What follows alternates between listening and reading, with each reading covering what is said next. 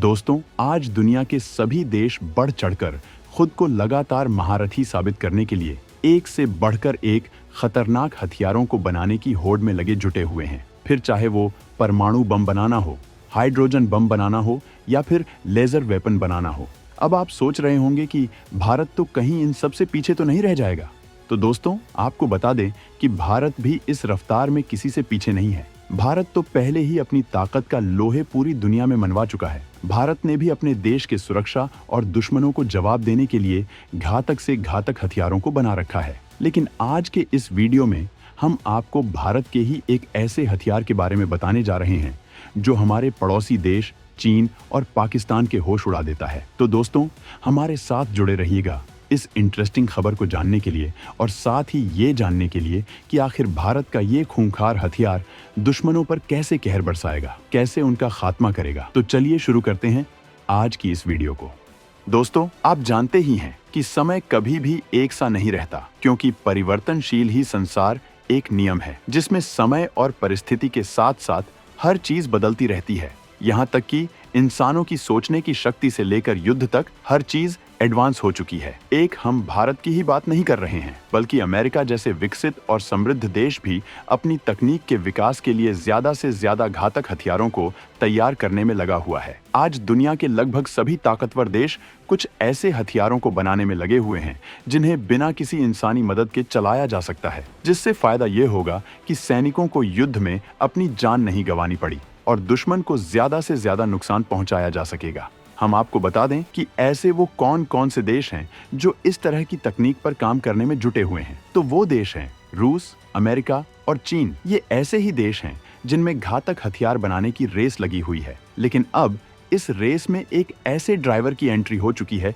जो पूरी दुनिया के होश उड़ा देगा। और वो ड्राइवर कोई नहीं बल्कि वो ड्राइवर भारत है। जी हाँ दोस्तों, क्योंकि भारत का पड़ोसी देश चीन और पाकिस्तान के साथ युद्ध का खतरा और तनाव बना रहता है। इस बात से भी पूरी दुनिया वाकिफ है कि चीन के पास भारत से ज्यादा हथियार मौजूद हैं। ऐसे में वो कभी भी युद्ध में भारत पर हावी हो सकता है। लेकिन अब ऐसा सोचना पूरी तरह से गलत होगा, क्योंकि अब भारत इतना कमजोर नहीं है जो अब चीन से डर जाए। बता दें कि भारत ने अपने देश की सुरक्षा के लिए अत्याधुनिक खुफिया हथियार तैयार कर रखे हैं, क्योंकि ये आज के भारत को 1967 वाले भारत को समझ लेने की भूल मत कर देना, जो चीन के चालबाजियों के सामने झुक जाएगा। आज के भारत से पूरी दुनिया खौफ खाती है, उनमें चाहे फिर अमेरिका हो, पाकिस्तान हो या फिर चीन ही क्यों ना हो, सब भारत की ताकत का लोहे मान चुके हैं। जानकर आप भी हैरान हो जाएंगे कि भारत ने भी ऐसा ही हथियार विकसित कर लिया है जो आसानी से चीन की मिसाइल को तहस नहस कर सकता है। आज भारत के पास इतने गुप्ता तैयार हैं जिनके बारे में दूसरे देश तो क्या, भारत के भी आधे से ज्यादा लोग नहीं जानते।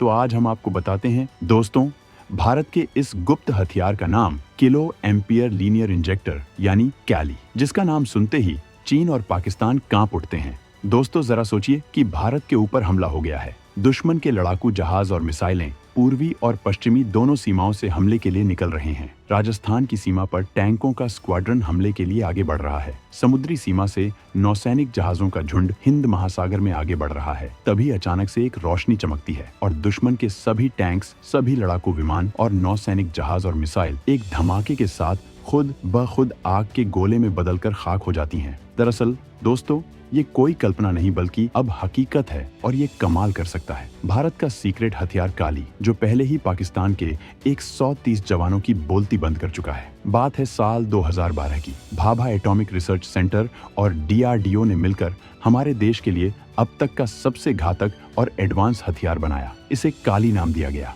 इस हथियार को बनाना काफी सीक्रेट था और आज भी भारत का यह हथियार सभी के लिए खुफिया बना हुआ है। इतना खुफिया कि भारत के पूर्व रक्षा मंत्री मनोहर पर्रिकर ने देश हित का हवाला देकर लोकसभा में भी इसका जिक्र नहीं किया था। जब मनोहर पर्रिकर से काली 5000 को सेना में शामिल करने को लेकर सवाल पूछा गया तो उन्होंने साफ साफ इसके बारे में कुछ भी बताने से इनकार कर दिया था। आप जानते हैं कि काली का नाम सुनते ही पाकिस्तानी सेना की पैंट क्यों गीली हो जाती है। दोस्तों, आपने सियाचिन ग्लेशियर का नाम तो सुना ही होगा, जो कश्मीर का एक हिस्सा है और रणनीतिक लिहाज से हमारे लिए खास भी है। सियाचिन ग्लेशियर में भारत और पाकिस्तान दोनों ही देशों के सैनिक अपनी अपनी सीमा की निगरानी करते रहते हैं। यहाँ पर साल भर बर्फ की मोटी चादर जमी रहती है और काफी ठंड भी होती है। जिसकी वजह से हमारे सैनिकों को यहाँ पर रहने के लिए काफी दिक्कतों का सामना करना पड़ता है। भारत के लिए एक फायदा यह भी है कि सियाचिन ग्लेशियर के ऊंची ऊंची चोटियों पर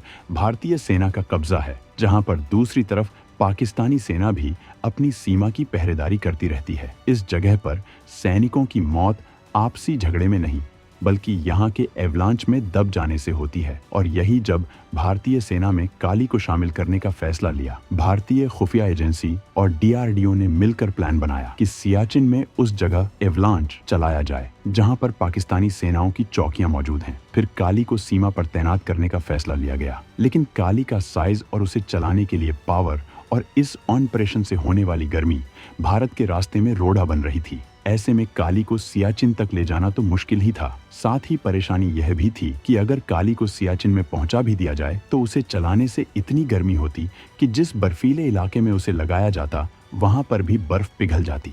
तब प्लान बनाया गया कि काली से हमला करने के लिए काली को सियाचिन के पहाड़ों पर तैनात करना जरूरी नहीं बल्कि उसे किसी विमान में फिट किया जाए, जिसके लिए भारत ने भारी भरकम विमान Il-76 एयरक्राफ्ट को तैयार किया और मिशन को अंजाम देने के लिए वक्त भी चुन लिया गया। लेकिन पाकिस्तान को इस परीक्षण की खबर न लगे। इसके लिए रॉ ने सियाचिन से 18,070 किलोमीटर दूर उड़ीसा के कटक में प्लेन पर काली को लोड किया गया। इस मिशन में शामिल जवानों को यहाँ तक पता नहीं था कि आखिरकार ये भारी भरकम मशीन क्या है और इस प्लान पर क्यों लोड किया जा रहा है। अब Il-76 एयरक्राफ्ट अपने टारगेट को मार गिराने के लिए तैयार था। रॉ ने Il-76 एयरक्राफ्ट को उड़ाने से पहले उसकी सुरक्षा के लिए एक और विमान उड़ाया जिसका नाम अवैक्स था। यह उड़ते समय वायु क्षेत्र की रक्षा करता ताकि किसी भी तरह के लड़ाकू विमान के हमले और मिसाइल हमले से अपने देश को बचाया जा सके। साथ ही अवैक्स के पीछे भारत के सुखोई 30 MKI Il-76 AIRCR के साथ उड़कर काली की सुरक्षा में लगाया गया। इस बार कश्मीर से कोई भी विमान न उड़ाने का फैसला किया गया ताकि देश के दूसरे हिस्सों से उड़ने वाले विमानों पर